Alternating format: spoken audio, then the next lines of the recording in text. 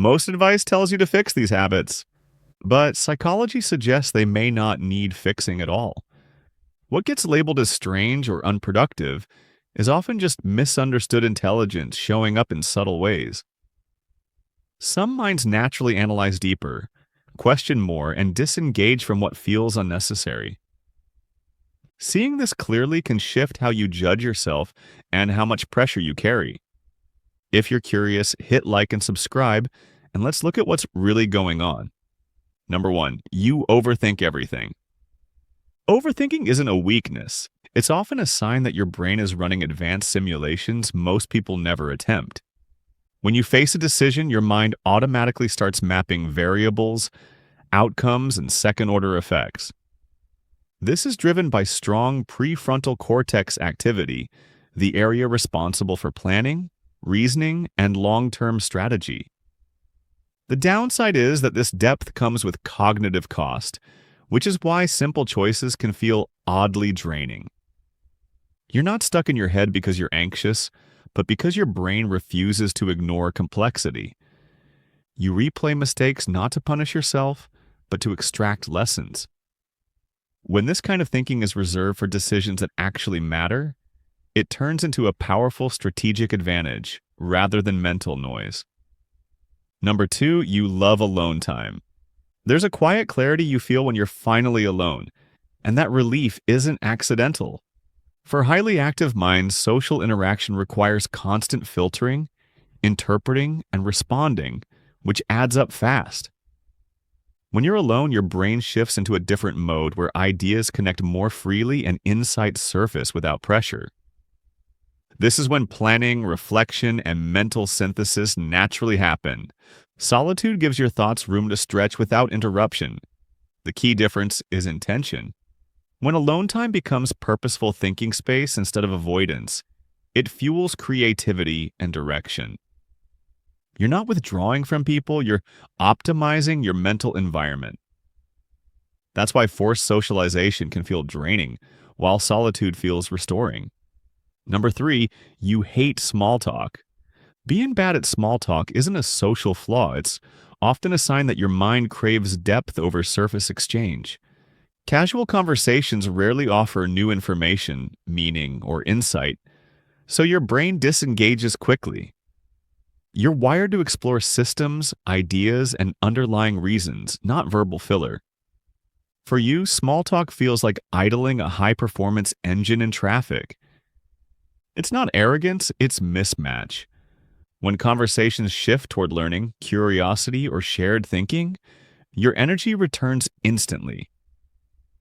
You don't avoid people, you avoid empty bandwidth use.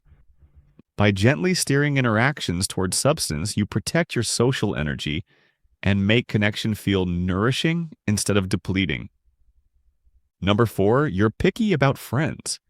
Having a small social circle is often a sign that you invest more deeply, not that you struggle socially. You instinctively understand that every relationship costs emotional and cognitive energy. Instead of spreading that energy thin, you allocate it where it actually matters. Your brain prefers depth-first connections, where trust, nuance, and shared understanding can develop over time. Surface-level relationships feel inefficient because they demand maintenance without meaningful return. This selectivity isn't fear or avoidance, it's strategic filtering. You'd rather have a few bonds that can hold complexity than many that can't. When you design your social world this way, connection becomes grounding instead of draining, and loyalty becomes a natural outcome rather than an obligation. Number 5, you use sarcasm constantly. Have you noticed that sarcasm comes to you effortlessly, even when others miss it entirely? That's because sarcasm requires your brain to process multiple layers at once. What's said, what's meant, and how it will be received. It engages language skills, abstraction, timing, and social awareness simultaneously. This kind of layered thinking is cognitively demanding, which is why not everyone can follow it. You're not being flippant, your mind is compressing meaning efficiently.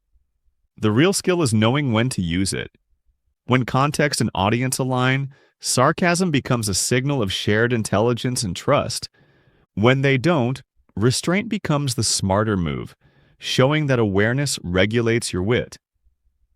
Number 6, you laugh at your own jokes. You laugh quietly at something you just thought of, even though no one else heard it, so why does that feel so natural to you? That moment reflects a strong internal sense of judgment and confidence. Your humor doesn't need immediate validation because it's rooted in how you see patterns and absurdities. Humor itself relies on abstraction and unexpected connections, both linked to higher-level thinking. By enjoying your own perspective, you show resistance to social pressure without needing to rebel. This isn't awkwardness, it's emotional independence. Trusting your internal response makes you less dependent on group approval and more resilient in unfamiliar environments. That quiet self-amusement is a form of self-alignment, not detachment. Number 7, your room is messy, but you know where everything is. A messy room doesn't mean a messy mind, and psychology has repeatedly pushed back on that assumption. What looks like chaos to others is often a personalized system built around priority, not appearance. Your brain organizes based on function and relevance, not visual neatness. When you're in a creative or problem-solving flow, energy is directed toward output, not constant maintenance. That's why tidying can feel like an interruption rather than a relief. You remember where things are because they're anchored to mental context, not shelves or labels. This kind of organized chaos supports momentum. Once the task is done, order can return, but during creation, efficiency matters more than aesthetics. Number 8, you daydream constantly. There's a strange productivity hidden inside those moments when your mind drifts away from the present. Daydreaming activates a network in the brain that connects memories, ideas, and imagined futures. This is where insight forms quietly without conscious effort. While it may look like distraction, your mind is often running background simulations and testing possibilities. Many breakthroughs don't arrive during focus, but in the spaces between it. The difference is balance. When daydreaming is paired with periods of execution, it becomes a powerful engine for insight. Focus doesn't always mean staring harder. Sometimes it means letting your mind roam so it can return with something useful. Number 9, you're incurably curious. Constant curiosity isn't random. It's one of the strongest drivers of long-term intelligence growth. When you're genuinely interested, your brain releases motivation chemicals that sharpen attention and strengthen memory.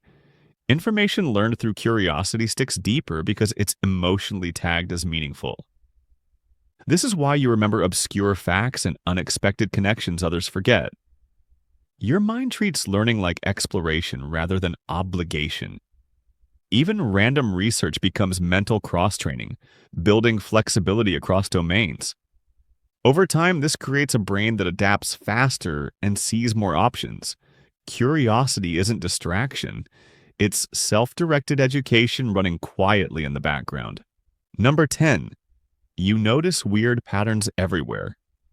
Have you ever spotted connections that feel obvious to you but invisible to everyone else? Pattern recognition sits at the core of high-level intelligence because it allows the brain to compress massive amounts of information into meaning. Your mind naturally links details across time, context, and domains, forming structures instead of isolated facts. Neurologically, this involves strong integration between perception, memory, and reasoning. The important distinction is testing those patterns rather than assuming they're true. Insight becomes intelligence when it's grounded in reality, not speculation. That's why your best ideas often improve when you slow down and verify them. Sense-making is one of the brain's highest-order functions, and when trained carefully, it turns intuition into real understanding rather than noise. Seen clearly, these habits aren't signs that something is missing in you, but signs that something is operating at a different level. You've likely spent years sensing that you experience things more intensely, even if you couldn't explain why. Understanding that can bring a sense of calm, like finally speaking the same language as your own mind. If you found value here, a simple like or subscribe helps these ideas reach the people who need them. And next, we'll explore why having no friends can sometimes mean you're mentally stronger than you've been led to believe.